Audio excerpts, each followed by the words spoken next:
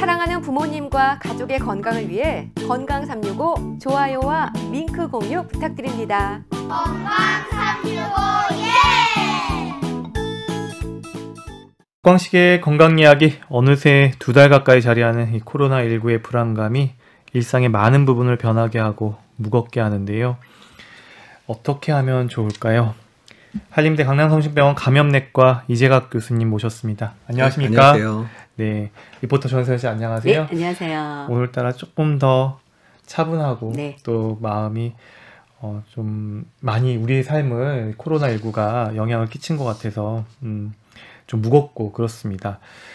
교수님도 요즘 많이 피곤하실 텐데 오늘 요즘 하루 일과는 어떠신지, 환자분들도 거기 확진 환자분들도 계시죠? 예, 이번에 계시고요. 두 분 입원해 계셔가지고 일단 낮에 이제 저희 후배들이 환자를 보고 있으니까 그래서 밤에는 제가 들어가서 이제 당직 서서 밤새는 제가 봐주고 아침에 이제 엑스레이 찍어주고 필요하면 뭐 피 검사도 좀 뽑아주고 해서 뽑아주고 그리고 환자 보고 나오고 있습니다.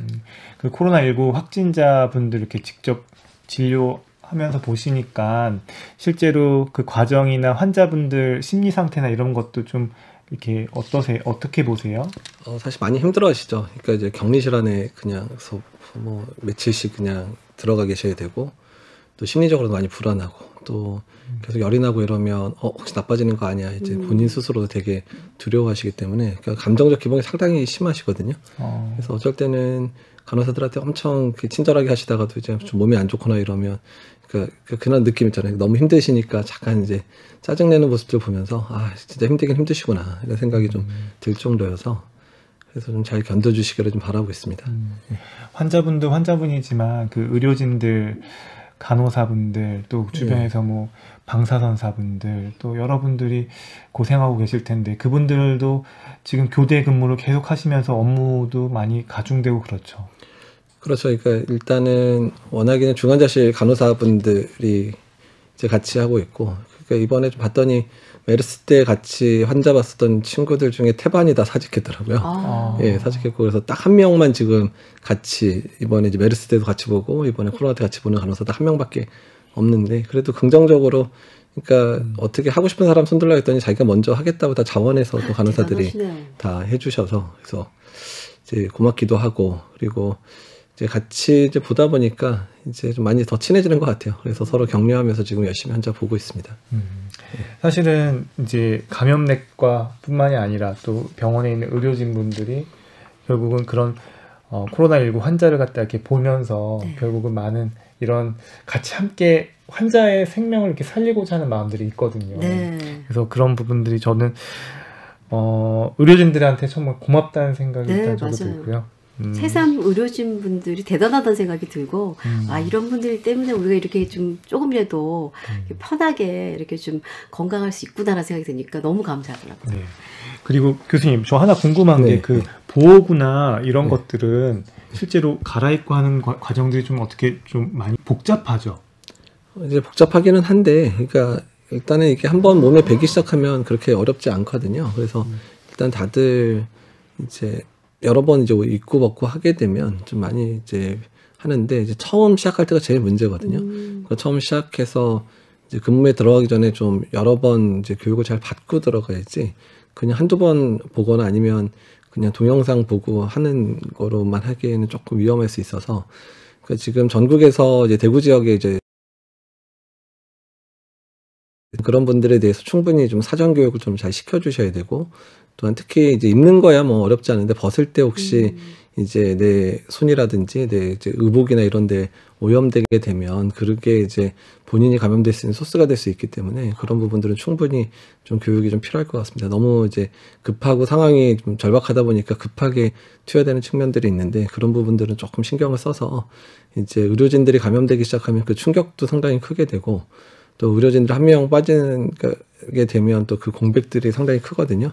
그래서 이제 그런 부분들 이제 주의해서 의료진들의 안전이 가장 우선입니다. 그 교수님 사실은 이제 국내에서는 확진 환자가 1월 20일 날 처음 나왔어요. 그래서 시간이 많이 지났고 또 중국도 12월 말일 날 환자가 나온 다음부터 중국에서는 엄청나게 많은 환자가 나온 다음에 이제 많은 그 임상 사례들이 계속 연구들이 있는 것 같은데 실제로 환자분을 보시니까 환자분을 보시면서 느끼는 이 코로나19의 임상 양상이랄까요? 좀 교수님이 보시는 그 환자의 어떤 관찰 어떤 이런 거는 어때요?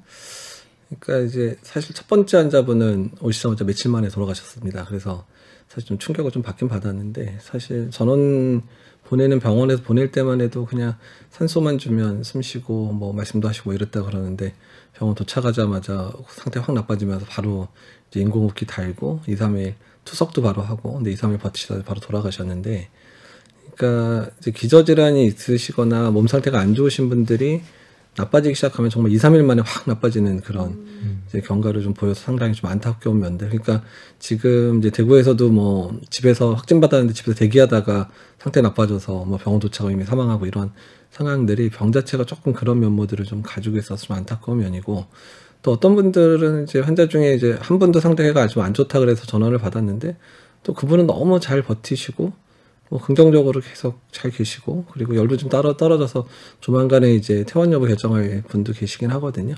그 환자들의 임상 양상이 상당히 좀 다양하게 나타나는 것 같고요. 또 그에 따라서 그러니까 그 환자들이 느끼는 그런 감정들도 상당히 많이 좀 다른 것 같습니다. 그래서 일단은 뭐 잘 버텨주시는 게 제가 감사하다는 면도 있고 또 의료진 입장에서도 여러 가지 이제 의사소통하면서 환자분들의 좀 이렇게 힘들고 어려운 면들을 좀 이렇게 잘 케어하려고 노력은 하는데 이게 이제 매번 환자를 보러 들어가려면 이제 옷을 입고 들어가고 이러니까 쉽지가 않다 보니까 그러니까 의사소통하고 이런 시간들이 좀 짧은 게 좀 안타깝기는 합니다.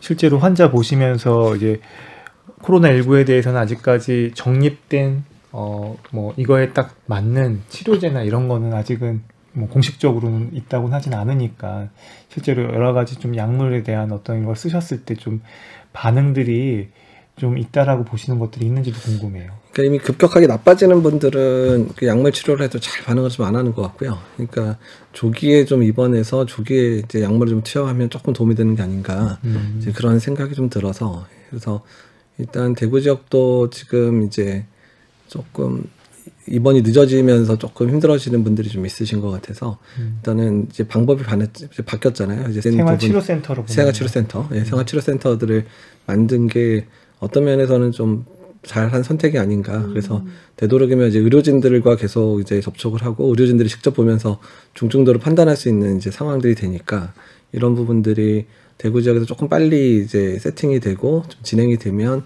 좀 그래도 조금 이렇게 힘들어하시는 분들이 빨리 좀 분류되고 빨리 치료의 과정에 들어갈 수 있지 않을까 이렇게 예상을 하고 있습니다. 사실은 또 정부에서도 중증도 분류에 대해서 이렇게 예시로 한 2개로 나눠서 일괄적인 것이 아니라 무증상, 경증, 중증 그 다음에 뭐 이렇게 해서 4개 정도로 이렇게 한 게 있고 네. 위중으로 해가지고 네. 또 하나는 또 좀 어렵더라고요 용어가요.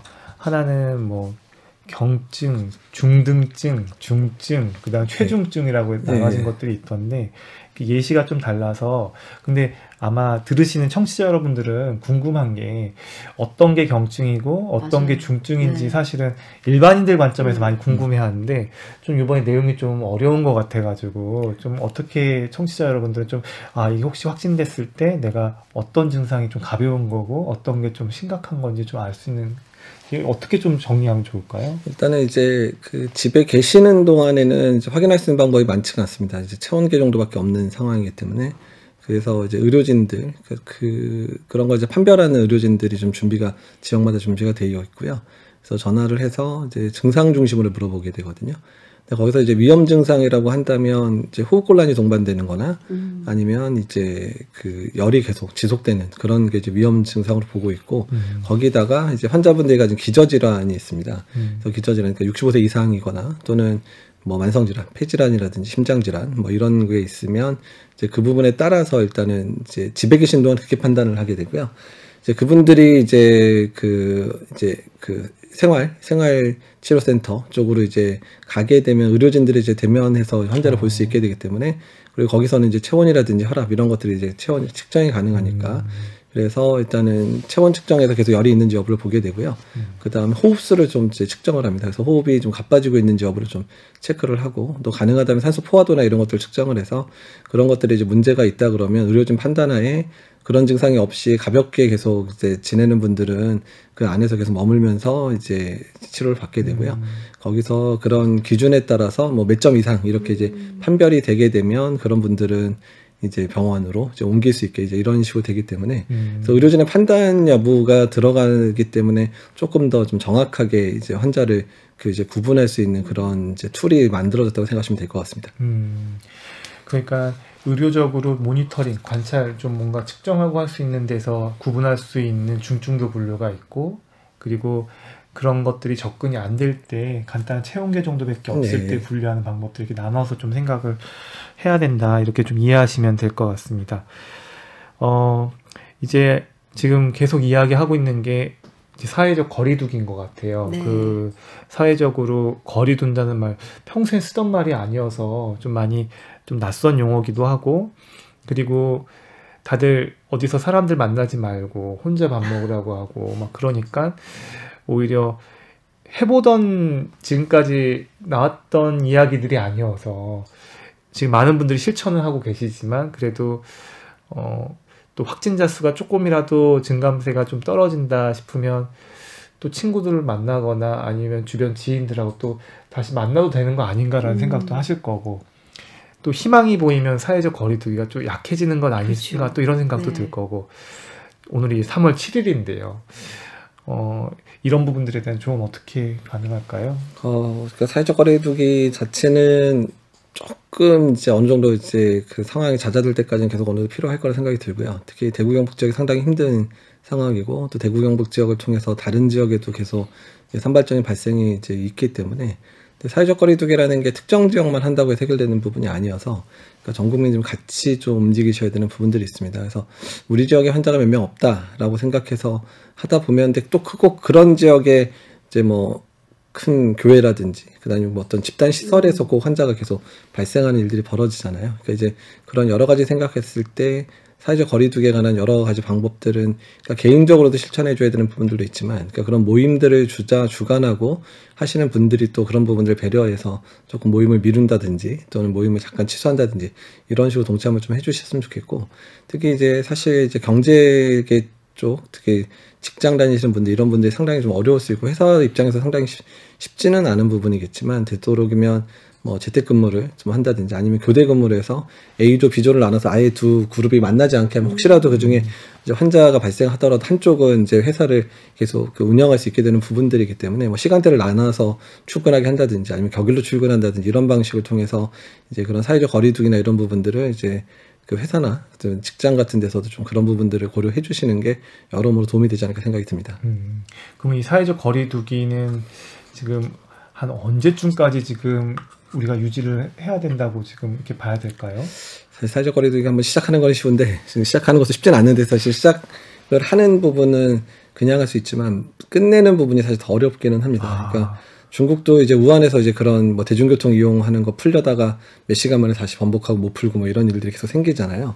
그래서 보통은 이제 유행이 어느 정도 잠잠해지는 상황들이 이제 이제 어느 정도 진행이 되고 특히 지금 대구 경북 지역이 많이 힘들기 때문에 그쪽에 이제 발생 상황들이 어느 정도 통제가 되기 시작하는 상황들이 되면 그 정도 돼야지 가능하지 않을까 생각이 듭니다. 그럼 교수님 요즘에 많은 분들이 이렇게 의견이 분분하긴 한데 네. 날이 좀 더워지면 네. 이렇게 많은 분들이 희망을 갖고 있는 것 중에 하나가 좀 잦아들지 않을까. 그때는 조금 괜찮지 않을까 이렇게들 또 얘기를 하고 있었어요. 그리고 얼핏 저도 본 게 최근에 나온 페이퍼 같은데 논문인 것 같은데 또 온도가 올라가면 조금 감소하는 거 아니냐라는 물론 아직 제가 그 논문이 검증된 건지는 아닌지는 확인을 못했지만 이제 바이러스가 잘 사는 온도에 대한 어떤 논문을 갖다 얼핏 본 것 같은데 아직은 우리가 모르는 게 많아가지고 어떻게 봐야 될까요? 이게 정말 그러니까 답답해서요. 이렇게 이제 신종 감염병일 때는 사실 예측하기가 상당히 힘듭니다. 그러니까 바이러스 특성 자체가 뭐 이제 차갑고 또 건조한 날씨를 좋아한다라고는 알려져 있지만 근데 다만 신종 바이러스 같은 경우는 사람들이 걸리지 않은 사람들이 많잖아요. 그러니까 걸리지 않은 사람이 계속 걸리면서 전파를 시키는 양상들이기 때문에 그러니까 그 부분이 이제 그 계절이 바뀐다고 해서 그게 더 더 나빠지거나 잦아들거나 이럴 가능성은 사실 떨어지고요. 그러니까 잘 아시겠지만 메르스 같은 경우에 오히려 겨울에 유행을 안 하고요. 한 3월에서 한 맞아요. 10월까지 유행을 하거든요. 근데 같은 코로나 바이러스인데 그게 뭐 낙타의 생활상하고 연관이 있다고 여튼 얘기를 하긴 하는데, 그다음에 또 사실 중동 지역이 사실은 춥지 않잖아요. 네. 겨울에만 조금 선선한 네. 정도만 보이지 춥지 않은 걸 봐서도 날씨와 크게 연관이 있을까? 그거는 오히려 바이러스의 생태계, 그 다음에 바이러스가 주로 이제 서식하게 되는 동물들의 그런 패턴들하고 관련돼 있어서, 이게 이 바이러스가 사람을 선택한 이상 사람이 아주 활동적으로 지낸다면 그런 부분들이 크게 영향을 받지 않지 않을까 생각이 듭니다. 그래서 오히려 날씨가 조금 좋아지면 사람들이 더 활동을, 사회적 거리두기보다는 하게 되는 그 생각이 조금 더 느슨해지고 더 사람 간의 모임이 더 많아질 수 있어서 오히려 좀 경계해야 되는 부분 아닌가, 이렇게 좀 받아들이시면 좋을 것 같습니다. 교수님, 이제 여러 가지 이야기들이 있지만 지금 방역 당국, 뭐 정은경 본부장님이나 아니면 뭐 김광립 차관, 또 여러분들이 매일매일 브리핑으로 나서시면서 이렇게 수고를 해주시고 있는데, 저는 인상 깊었던 게 1월 20일 날 이제 정은경 본부장, 질병관리본부장이죠. 근데 지금 중앙 방역대책본부장 같이 이제 하고 있는데, 그 첫 모습하고 계속 브리핑을 그러니까요. 매일매일 국민들 앞에서 해주시면서 네. 모습이 점점 변해가시고. 변해가시는 모습들을 보면서도, 하지만 그 목소리나 그 눈빛만큼은 정말 살아계시죠. 전달을 갖다가 분명히 해주시면서 이렇게 메시지를 전달해 주시는데, 교수님께서 보시기엔 어떤지, 교수님께서도 혹시 정은경 본부장님하고도 좀 연락은 하시는지 좀 궁금합니다. 최근에는 이제 못 뵀고요. 그러니까 계속 이제 한 2주 전까지는 회의 때 잠깐 이제 뵌 일이 있었는데, 그래도 대단하신 것 같아요. 그러니까 지금 많이 힘드신 거 알고, 그다음에 그 안에서 어떻게 근무하실지 뻔히 이제 예상이 되는 상황들이거든요. 근데 워낙이 모르겠습니다. 이렇게 잘 이겨내시고 계신 것 같아요. 사실 엄청 힘드실 상황들이거든요. 얼마나 복잡하겠어요.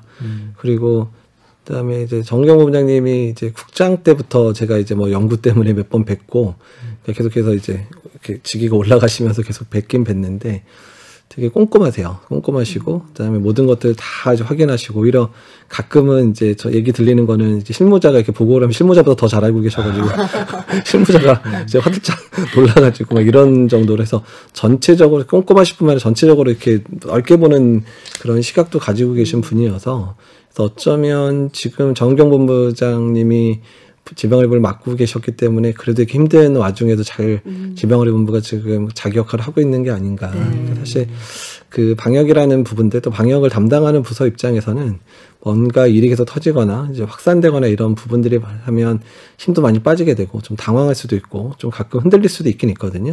그래도 그런 많이 흔들릴 만한 일이 많이 있어. 특히 예상도 안 했던 특정 종교 때문에 집단 발병들이 일어나는 거, 사실 누가 이런 예상을 했겠어요. 맞아요. 그냥 뭐 교회 한 군데 정도에서 20-30명 발생하고 많은 정도 수준이었을 거라 생각하지, 이렇게 거기서 한 거의 2,000명 뭐 넘게 뭐 이런 얘기들이 나오기 시작하는 상황들이 누가 예상을 했겠습니까? 근데 그런 게 좀 이렇게 전국을 흔들 만한 사건이 터졌음에도 그래도 지금 할 일들 계속 하고 계시거든요. 그래서 이런 부분들이 옛날에 비해서 질병관리본부가 많이 좀 안정이 됐구나. 근데 그 부분의 핵심적인 역할은 본부장님이 좀 그런 부분들을 잘 하고 계셔서 그런 것 같습니다. 그리고 사실은 오늘 뭐 손 씻기나 우리가 마스크나 여러 가지 뭐 궁금한 것들도 많지만, 네. 그런 부분들은 다른 미디어나 다른 언론을 통해서도 많이 접하기 때문에 사실은 이 시간까지 오기까지 그래도 남모르게 고생하고 그런 숨은 주역들이 많다고 저는 생각을 합니다. 실제로 당장 확진자를 보고 있는 일선의 최전방에 있는 의료진도 마찬가지고요. 그래서 또 지금 우리나라가 검사 건수가 엄청 많잖아요. 네. 이렇게 많게 되는 이런 노력들 그 뒤 인면에도 많은 숨은 분들이 계실 텐데, 먼저 이게 뭐랄까요? 영어로는 드라이브 스루라고 하는데, 네네. 그리고 승차를 통해서 이제 정말 신기하더라고요. 선별 진료를 하게끔 하는 그 아이디어도 사실은 전 세계적으로 또 없는 일이라고 들었는데, 비화랄까요? 이거 어떤 얘기 좀 어떻게 해서 이게 도입이 된 건지 좀 궁금합니다. 그게 벌써 며칠 전이죠. 그 대구 지역에 갑자기 환자 폭발해서 발생할 때 폭증해서 이제 막 발생을 시작할 때쯤에 이제 뭐 대구 한 병원에서 좀 부탁이 들어와서, 그래서 사실 부탁 들으러 그 병원 사실 도와주러 갔었어요. 그래서 이제 병원에 있는 감염내과 선생님하고 뭐 원장님 만나서 그 병원 이제 도와주는 과정하고 어느 정도 이제 정리를 해드리고 그때가 밤에 한 10시쯤 됐던 것 같은데 그래서 나오는데 바로 서울 올라갈까 그러는데 이제 대구시청 쪽에 연락을 했더니 잠깐만 와달라고 좀 부탁을 하더라고요. 그래서 밤에 사실 그때 이제 사실은 그냥 그 부탁받고 간 거니까 뭐 사실 무슨 직책 있는 것도 아니고 제가 근데 하여튼 대구시에 갔는데 이제 어차피 선별진료할 대상들이 상당히 늘어날 것 같고 그 당시에 대학병원 4군데가 이미 선별진료 업무랑 응급실이 폐쇄가 됐었어요. 환자가 이제 다 확진한 데가 지나가거나 입원하면서 그래서 선별진료를 할 수 있는 장소가 한 7, 8개밖에 안 남는 상황들이 발생을 해서 그래서 혼자 차를 때 택시 타고 이제 대구시청 가면서 막 고민을 했죠. 이 선별진료소를 어떻게 좀 늘려야 되나 갑자기 대폭 늘리는 방식으로 고안해야 되겠다 생각이 들어서 거기서 이제 그 쪽에 전문가 자문으로 이제 대구 감염병관리지원단에 있는 이제 예방의학 교실 교수님들 한 2-3분이 나와서 이제 그 안에서 이제 그런 그 시에서 대책 논의하는 걸 도와주고 계셨는데 갑자기 이제 저 부르더니 뭐 얘기하면서 선별진료소 어떻게 했으면 좋겠냐 그래서 대규모 선별진료소를 만들어야 된다 이럴 경우에는 그래서 그냥 보건소에 하나 둬가지고 하루에 20-30명 보는 거로 분명히 해결 안 될 거니까 하루에 뭐 200-300명 이상 볼 수 있는 이제 선별진료소를 만들기 좋겠다. 그러니까 뭐 컨테이너 10개쯤 이렇게 쫙 늘어놓고 이제 그냥 쭉 그냥 들어오면서 검사하고 진행하고 이런 식의 방법이 필요하다고 생각이 들어서 근데 이제 저는 그 안에 계속 얘기를 해야 되는 상황이고 근데 누군가가 이제 이걸 정리를 해야 될 것 같아서 이제 감염학교 선생님들 한 7-8분이 같이 예방의학교 선생님이랑 감염학교 선생님 7-8분이 모여있는 단톡방이 있어요. 저희 정책팀이라고 보통 부르는데 대한감염학회 정책팀 또는 대한감염학회 예방의학회 공동으로 정책팀이 있어서 거기다가 대규모 선별진료소가 필요하다. 그래서 여러 아이디어를 조금 단톡방에서 논의하고 나서 그거를 안을 좀 만들어 달라고 이렇게 얘기를 드려놨거든요. 근데 그래서 그 안에 대해서 이제 처음으로 이제 반응해서 사기로 한 게 저희가 2018년도에 그 생물 테러가 발생했을 때 대규모 환자 발생할 때 해독제를 나눠주는 방법을 연구를 같이 했던 사람들이 있었어요. 그래서 그때 이제 김진용 인천의료원의 김진용 감염내과 과장님, 그다음에 엄중식 교수님, 그다음에 저희 병원 서유빈 교수 뭐 이렇게 몇 명이 같이 연구를 했었는데 그 당시에 해독제를 나눠주는 방식 중에 드라이브 스루 방식이 있긴 있었거든요. 근데 이제 그거를 이제 김진용 과장이 기억을 한 거예요. 그래서 그거를 기억을 해서 김진용 과장이 그러면 한번 자기가 그러니까 새벽 3시까지 그러니까 도보로 갈 수 있는 채널, 그다음에 드라이브 스루 가는 채널 다 같이 만족할 수 있는 안을 만들겠다 그래서 거의 밤샐 거죠. 그래서 그때부터 제가 11시 반에 부탁 전화를 해서 그 단톡방에 좀 이런 거 좀 만들어 주십시오라고 부탁을 했더니 김진용 과장이 이제 한 새벽 3시 반인가 이제 거의 대단하시다. 그래서 파워포인트 그림까지 그려가지고 이제 그 그림이 지금 이제 여기 이런저런 지역에 난 그림인데 예 그게 이제 3-4시간 동안 하고 한쪽에서는 혹시나 확진자가 자가격리될 수 있으니까 자가격리된 확진자에 대한 안내문을 이제 다른 이제 저쪽 그 국제성모병원에 있는 최민주 교수가 이제 정리를 하고 뭐 이런 식으로 해서 역할을 나눠 새벽 3시, 4시 되니까 하나씩 도착을 했어요. 그래서 다음날 아침에 이제 뭐 질본에도 보내고 복지부에도 보내고 어쨌든 이런 식으로 하면 좋겠다. 그게 이제 대구에도 전달되고 이제 이런 식으로 된 거여서 어쨌든 예전에 저희가 일단은 그런 아이디어를 좀 그러니까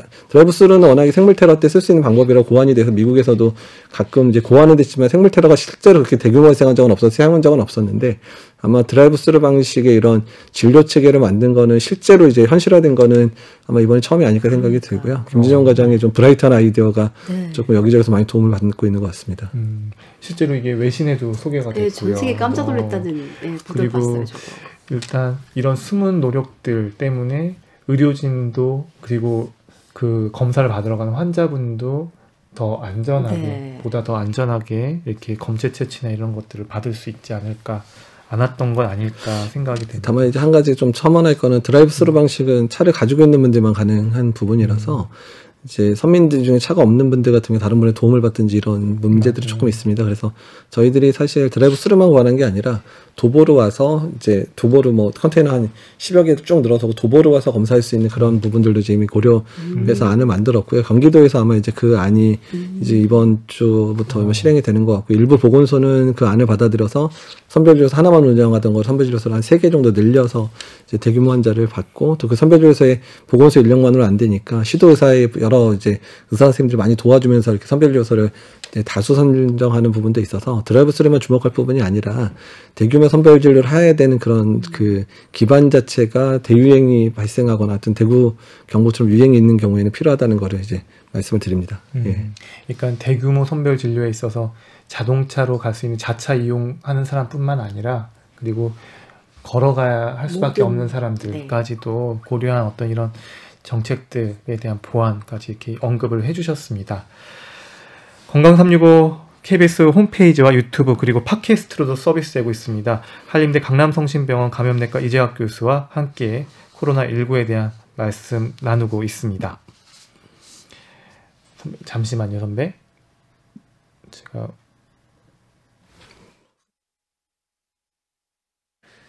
네, 이렇게 방금 드라이브 스루에 대한 대규모 선별진료소에 대한 얘기를 들어봤는데요. 드라이브 스루는 좀 영어라서 우리가 조금 익숙치 않은 분들도 있을 수 있어서 차량 이동 선별진료소라고 좀 생각을 하시면 될 것 같습니다. 원래 그냥 선별진료소라는 게 이렇게 장소에 이렇게 딱 서 있었는데, 그러면 이제 사람들이 이제 발열이나 뭐 중국에 갔다 온 여행력이 있거나 한 사람들이 선별진료소로 안내를 받으면 거기에 이제 개인 방호복을 입으신 의료진들과 같이 이렇게 문진이랑 이런 것들을 통해서 확인이 되면 그 안에서 이제 검체 채취나 아니면 이런 것들이 이루어지는데, 이제 앞서 교수님께서 얘기하셨지만 대구 지역 같은 경우에 이미 선별진료소나 이런 부분들이 이미 확진자가 그냥 다녀가면서 그쪽이 다 이미 그 기능을 갖다 못하는 경우가 발생할 수 있기 때문에 조금 더 이렇게 안전하게, 그러니까 환자분은 자차로 이용을 하면서 그 문진하는 곳을 통과하고 그 다음에 검체 채취하는 곳을 또 통과하고 이렇게 순차적으로 이렇게 지나가는 방식을 이제 고안을 하셨다라는 거죠. 예, 그렇습니다. 예. 그래서 그것에 대한 설명을 갖다가 앞서서 좀 미리 먼저 얘기를 했었어야 되는데 저희가 이 차량 선별 진료소 드라이브 스루에 대한 얘기를 이렇게 지금까지 했습니다. 교수님, 이제 여러 가지 벌써 시간이 50여일 있었는데 막 저는 얘기를 많이 듣잖아요. 교수님께 또 광주도 21세기 병원에 이제 환자 발생했을 때 그 밤에 또 내려가셨다는 얘기도 듣고, 대구도 또 내려가셔서 또 직접 그 현장을 보시고, 그러니까 남일같이 생각하지 않으시고 내려가신단 말이에요, 교수님께서. 가면 이제 여러 가지 이렇게 상황들을 보셨을 텐데, 지금 이 시점에서 좀 기억에 남는 부분들, 좀 안타까웠던 부분들 있으면 좀 말씀 부탁드려도 될까요? 그러니까 그 개인적으로 이제 감염내과 안에서 전공 분야가 이제 신종감염병 정도 전공이지만 이제 중소병원 감염 관리하는 쪽도 이제 같이 이제 전공처럼 제 뭐 연구기도 하고 제가 하고 있는 일들 중에 하나인데, 그래서 사실 그래서 중소병원에서 무슨 일이 생기면 사실 이제 남일 같지가 않아요. 그래서 이제 일 터지면 좀 내려가서 했고, 사실 메르스 때도 전국에는 중소병원 안에서 환자 발생한 병원들은 웬만한 데는 다 이제 내려가서 이제 도와주고 그 병원들 회복될 때까지 좀 이제 지원하는 업무들을 메르스 때부터 했었거든요. 그래서 이제 그러다 보니까 이제 강주에서 21세기 병원이 병원에서는 제일 처음 이제 확진 환자가 발생한 병원이었죠. 그래서 좀 여러모로 걱정도 되고, 그리고 중간에 이제 거기 파견돼 있는 이제 질병관리본부 국장님한테 연락이 와서 조금 내려왔으면 같이 봐주면 좋겠다. 그래서 또 그런 부분, 병원 발생했을 때 이제 그런 부분들을 이제 조절하고 이런 부분들에 대한 부분들 경험이 있었던 분들이 별로 없어가지고요. 그래서 어쩔 수 없이 이제 그래서 처음 내려갔습니다. 그래서 그때도 한 저녁 7시 넘어 8시 그때 회의가 있었죠. 그래서 회의 8시까지 회의하고 그때 바로 이제 KTX 타고 내려갔고, 도착했더니 조금 이제 병원 안도 되게 어수선하고, 또 원장님은 얼마나 걱정되시겠어요. 그러니까 또 자기가 또 그 병원 사정 원장님이 계속 검사를 해야 된다고 여러 번 요청했는데 검사가 안 돼가지고 그러면서 입원 기간 길어졌었던 병원이었기 때문에 상당히 원장님도 상당히 좀 뭐라 그럴까요? 그러니까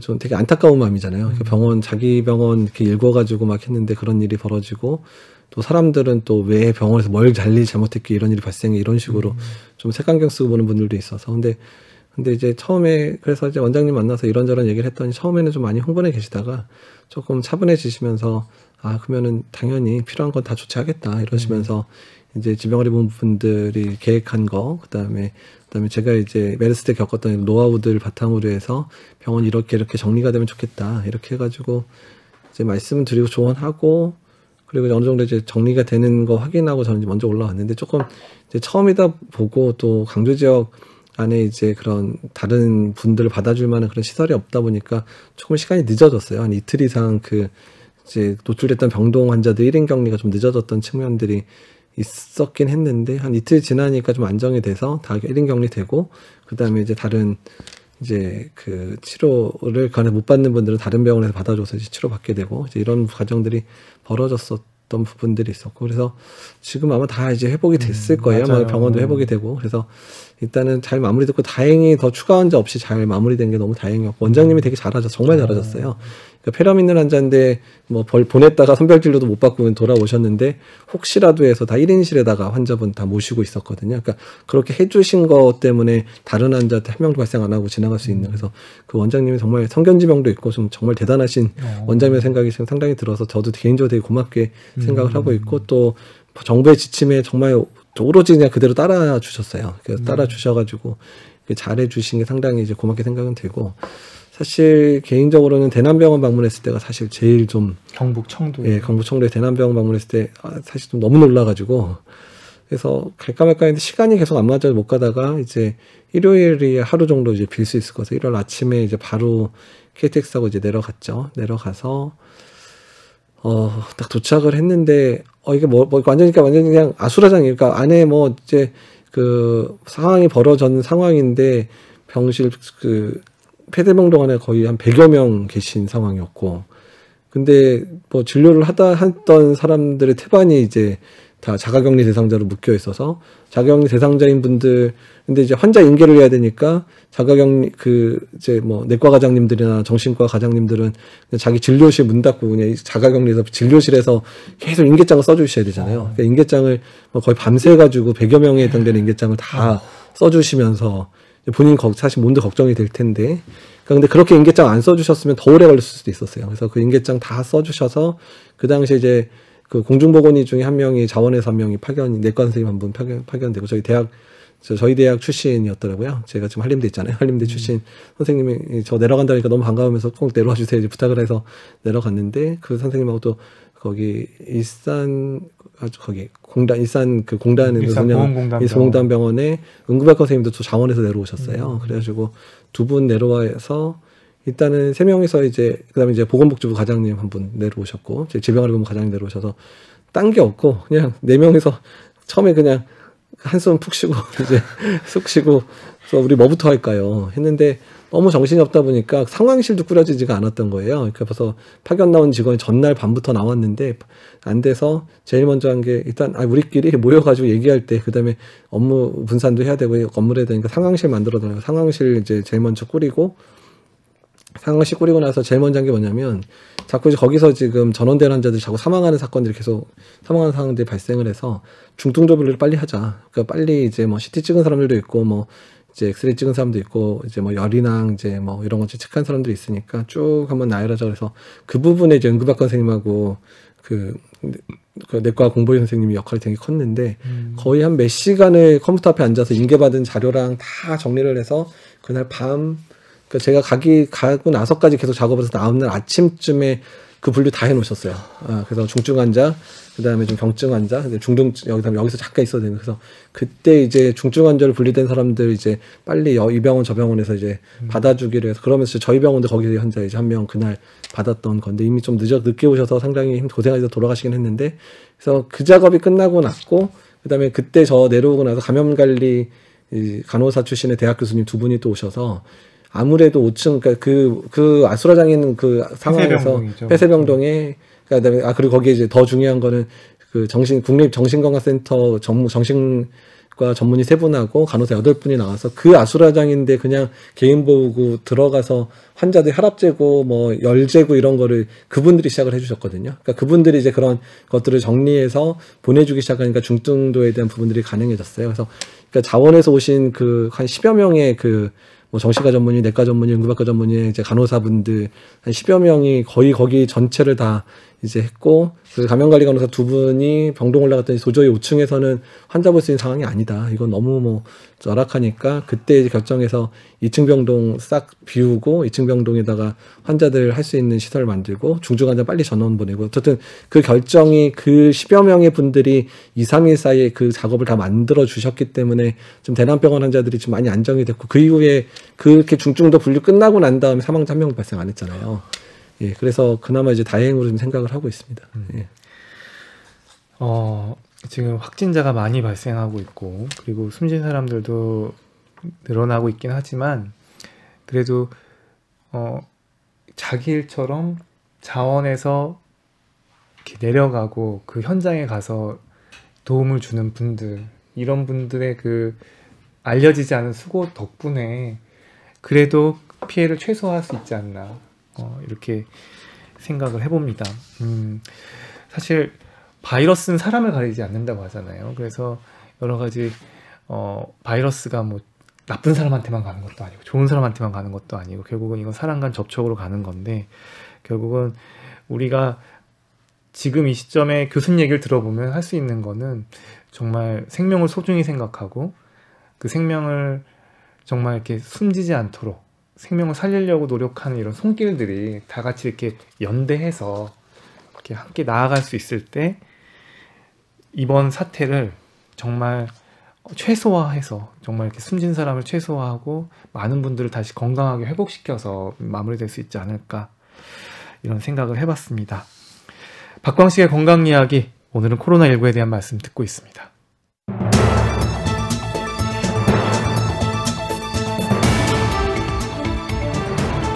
코로나19 확산을 막기 위해 국민 여러분의 관심과 동참이 필요합니다. 흐르는 물에 30초 이상 비누로 꼼꼼하게 자주 손을 씻고 씻지 않은 손으로는 눈, 코, 입 등을 만지지 말아야 합니다. 기침할 땐 손이 아닌 옷소매로 입과 코를 가리고 발열, 기침 등 호흡기 증상자는 외출 시 반드시 마스크를 착용해야 합니다. 코로나19 증상이 의심될 때는 병원으로 바로 가지 말고 반드시 관할 보건소나 지역 콜센터 지역번호 120번 또는 국번 없이 1339에 연락하여 상담을 먼저 받아주시기 바랍니다. 재해 재난 예방 KBS 라디오가 함께합니다.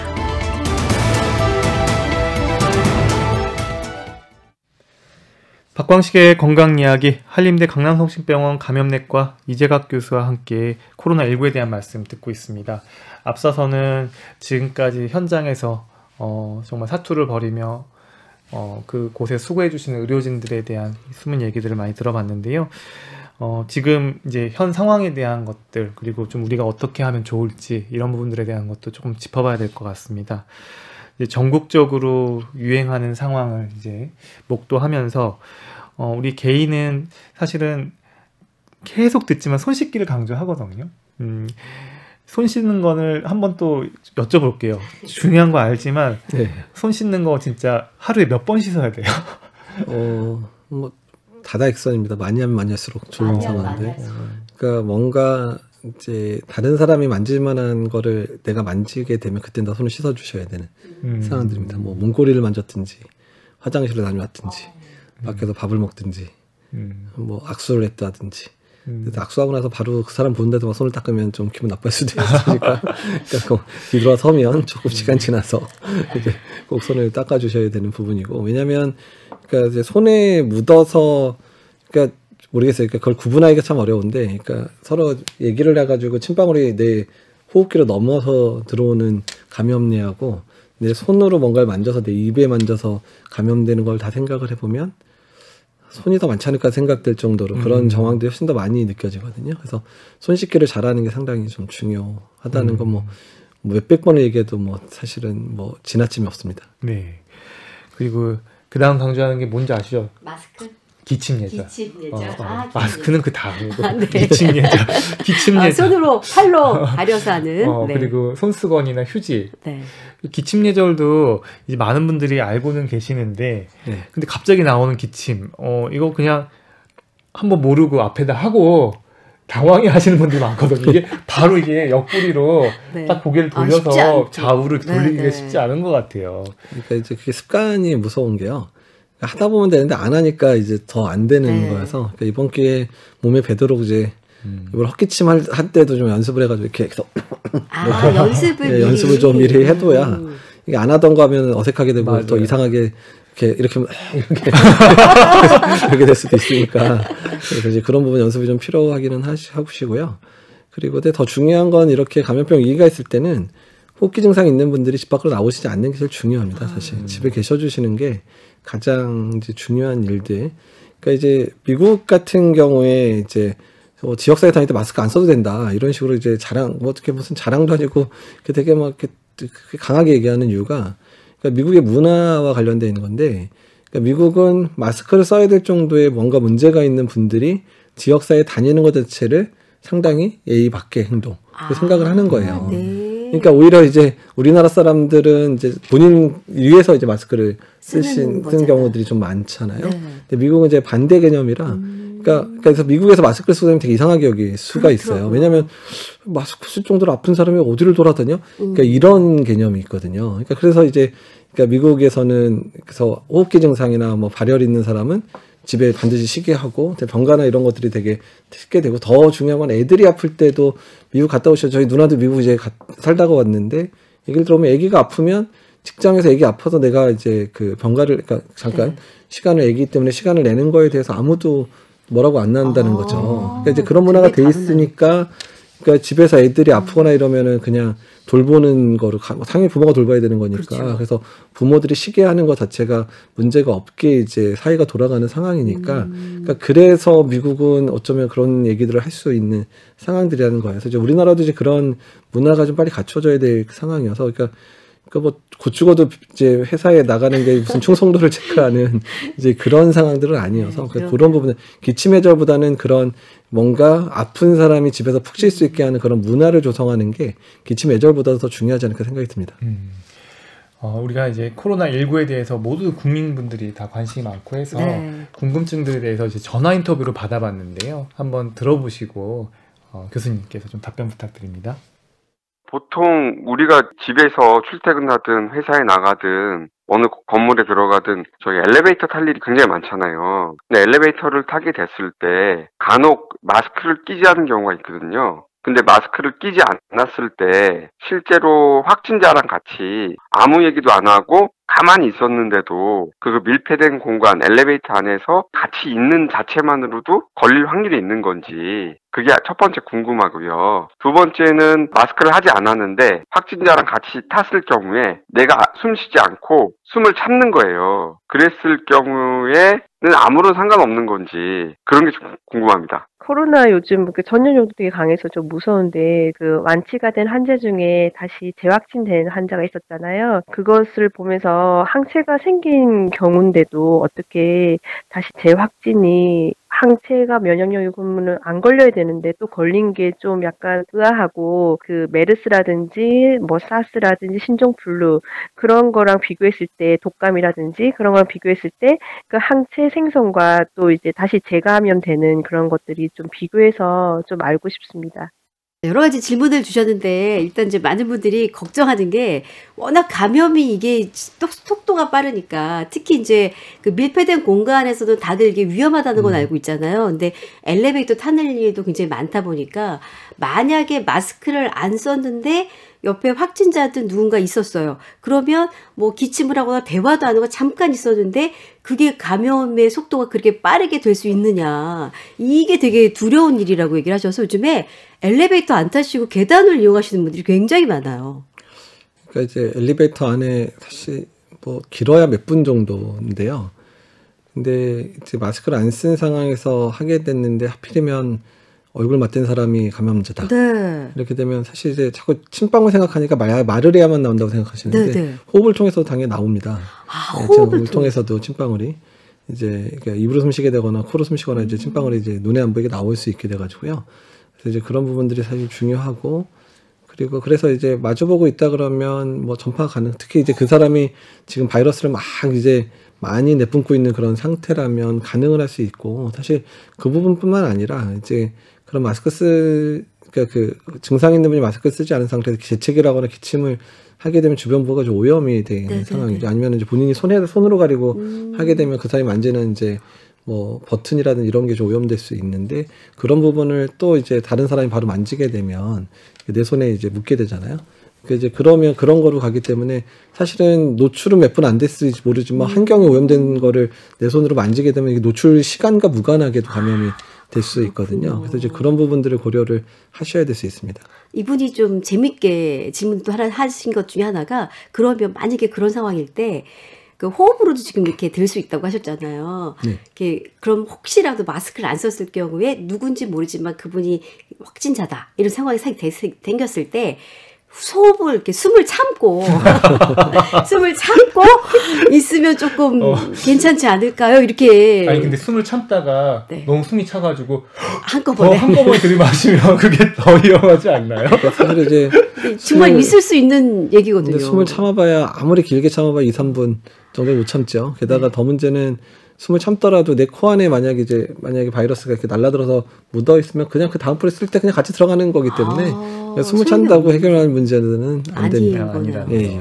그리고 사실은 뭐 일본 같은 데서도 재확진 얘기가 나오고 이러다 보니까 걱정을 많이 했었는데 우리나라에서도 이제 그런 사례가 뭐 한두 명씩 생기다 보니까 이게 좀 걱정이 또 되시는 거예요. 그래서 이분이 얘기하는 것 중에 궁금한 것 중에 하나는 보통 항체가 생기면 생기지 말아야 되는 게 우리가 보통 알고 있는 상식인데 이게 또 갑자기 이렇게 좀 면역이 안 좋아지면 또 생길 수 있다라고 하니까 이게 좀 당황스러운 거죠. 그래서 이분이 궁금한 게 이게 신종이어서 그런 변종의 어떤 것이어서 그런 건지 아니면 우리가 알고 있는 뭐 메르스, 사스, 뭐 독감 이런 거 정말 많잖아요. 이런 거와 다른 건지 이것도 궁금하시다고요.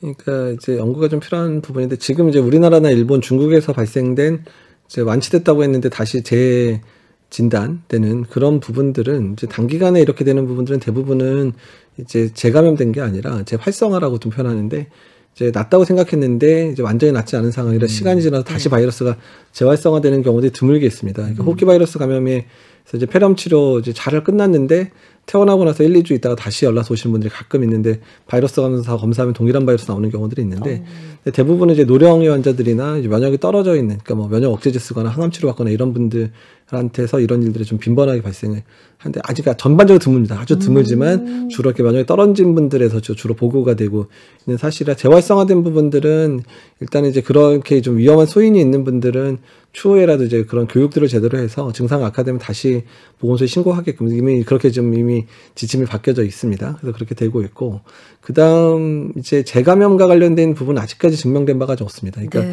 지금 이제 연구를 하고 있는 주된 측면들이 뭐냐면 이게 감염이 됐을 때 내 몸 안에 충분한 항체를 만들 건가 그리고 만들어진 항체가 다시 그 바이러스가 내 몸에 들어왔을 때 이거를 예방할 건가에 대한 연구를 좀 진행을 하고 있거든요.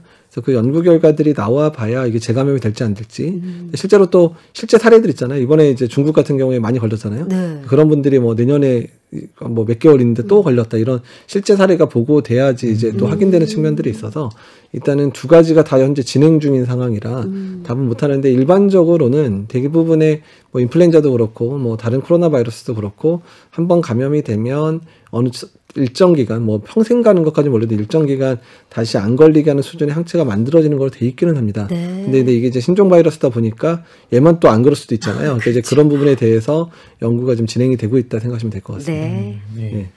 그 저도 하나만 여쭤볼게요. 그 자가격리 관련된 건데요. 그러니까 확진자분들이 이제 입원 대기 중이거나 아니면은 생활치료센터로 가거나 해야 되는데 그 단계가 좀 중간에 어떤 붕 뜨는 시기가 있어서 자가격리해야 되는 시기가 있을 수도 있을 텐데 이때 좀 지켜야 될 당부사항들 또 혹시 또 이런 확진자 외에도 또 자가격리 대상인 분들한테 좀 어떤 것들 좀 당부하고 싶은지 여쭤봅니다. 그러니까 일단 지금 확진자들이 격리되는 부분들이 이제 시설들도 아직 부족하니까 좀 그런 분들 꽤 있으시고 그다음에 확진자랑 접촉해서 자가격리 대상으로 묶여있는 분들이 있는데 일단은 확진자 같은 경우는 언제든 다른 사람의 전파가 가능하니까 이제 집에서 이제 격리를 받는 동안에도 방을 혼자 쓰셔야 되고 마스크 꼭 쓰셔야 되고 환자가 있는 방은 환기를 정말 잘 시켜야 됩니다. 그러니까 왜냐하면 환기를 잘 시켜줘야 이게 집에 이제 있는 방들이 뭐 음압을 걸고 이럴 수는 없잖아요. 그러니까 환기를 잘 시켜주면 바깥으로 이제 공기가 나가니까 안쪽으로 이제 공기가 날아갈 일은 없어지니까.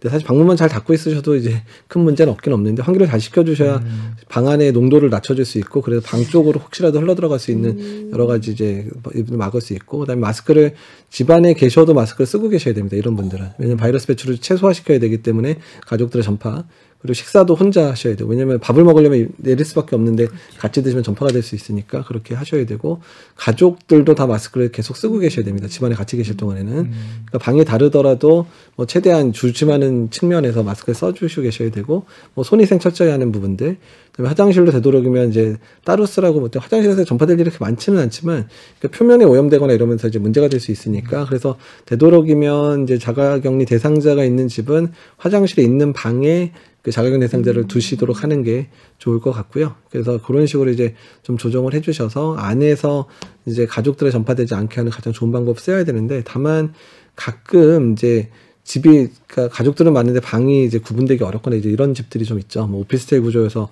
문이 없거나 독립된 구조가 없다 그러면 그렇게 해서 자가격리가 어려운 경우에는 되도록이면 만약에 이제 혼자 있을 수 있는 공간들을 마련할 수 있으면 그쪽으로 가시는 게 좋겠고 그 부분이 해결이 안 될 경우는 이제 보건소랑 상의를 해서 또 다른 시설이나 어떤 다른 장소에 가서 격리할 수 있도록 해주셔야 가족들을 보호할 수 있을 것 같습니다. 그렇군요. 네. 코로나19로 우리 국민들의 건강이 흔들리지 않도록 조심하고 위기를 잘 넘겨야 할 텐데요. 시간이 많이 지났지만 오늘 부족하기도 하지만 그래도 꼭 강조하고 싶은 말씀이 있다면 당부하고 싶은 말씀이 있다면 부탁드립니다. 상황이 어려울 때일수록 가장 중요한 건 기본에 충실해야 되는 부분이고요. 그다음에 시민의식이 또한 이런 부분들을 해결하는 데 가장 중요한 역할을 하게 됩니다. 그래서 이제 어디에 계시든 또 어떤 상황에 처해 있든 간에 일단은 질병관리본부 또는 보건복지부에서 전달하는 정확한 정보들을 꼭 숙지를 해주셔야 되고 유행 상황을 반드시 확인을 해서 내 주변에 또는 내가 이런 감염될 만한 상황이 아닌지에 대한 정보를 반드시 알고 계셔야 되고요. 그다음에 손위생 철저히 하는 부분들 그리고 지금은 사회적 거리두기라 그래서 일단은 이제 요새 세상이 좋아져서 꼭 얼굴 안 만나도 친하게 지낼 일이 많잖아요. 네. 그러니까 이제 뭐 여러 가지 이모티콘도 좀 보내고 기프티콘도 보내시면 서로 격려하시면서 얼굴 안 보더라도 우리 친한 사이고 사랑하는 사이인 거를 증명할 수 있는 많은 방법들을 사용해 주셨으면 좋겠습니다. 네, 참 우리가 사회적 거리두기를 하고 있지만 여러 가지 현대의 어떤 소통의 방법들로 사랑과 연대를 잘 나눴으면 좋겠습니다. 지금까지 한림대 강남성심병원 감염내과의 이재학 교수님 오늘 말씀 고맙습니다. 네, 감사합니다. 리포터 전선희 씨도 감사합니다. 네, 감사합니다.